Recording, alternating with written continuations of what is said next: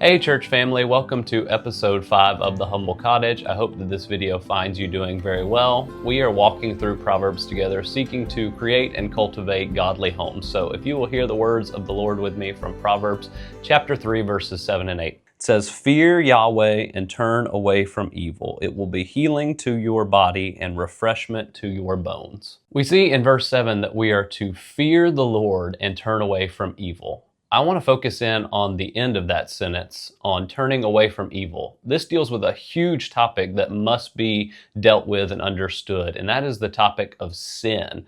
What is sin? Sin is very simply breaking God's law. Sin is doing things that you ought not do.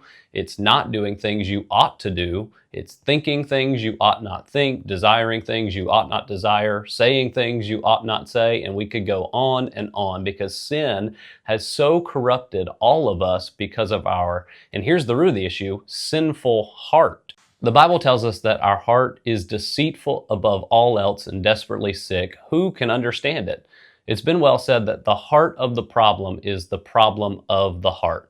If we could just get a new heart, that would deal with the sin problem. Well, of course, that's what salvation is. God takes out our heart of stone and gives us a heart of flesh with new and greater desires and pleasures. But that is another topic for another day. As we continue to think about sin, I feel it necessary to share with you some truths about sin that I think we see throughout Proverbs and the whole Bible. One is that sin is never satisfied. Sin never actually fulfills. The more you feed sin, the more its appetite grows.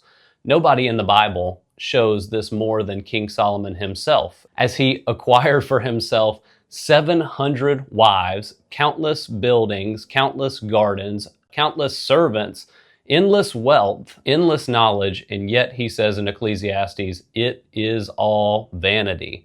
Another point about sin is that it makes you stupid.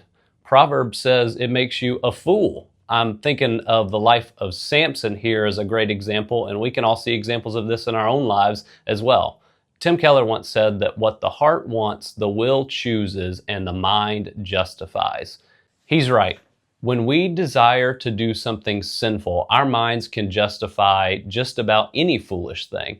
Church, we must guard our hearts and our minds. And one last point about sin is that it will kill you. It'll kill you physically in some cases, mentally, emotionally, worst of all, spiritually. The Bible talks about sin crouching around the corner, waiting to devour each one of us. That's why we must be so extreme here with sin. It cannot be managed in our lives. It must be utterly destroyed.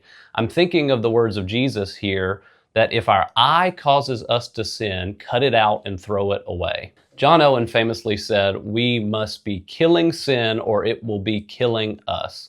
And as we are seeking to have godly, peaceful, joy-filled homes in this series, we must be killing the sin in our lives, making no provision for the flesh, having godly repentance, meaning sorrow, hatred, and conviction of sin, and confession to the Lord, to others when necessary, asking forgiveness, and putting things in place in our lives so as not to be tempted again. What sweet homes we would all have if we were constantly asking one another for forgiveness. This could be child to parent, parent to child, husband to wife. And verse 8 says that it would be healing to our bodies and refreshment to our bones. Don't we need some godly healing in our lives and in our homes today? I hope that as you go about your week, you'll be watchful, alert, sober-minded, and put to death the remaining sin in your life. Well, thank you for joining me, and may God bless you.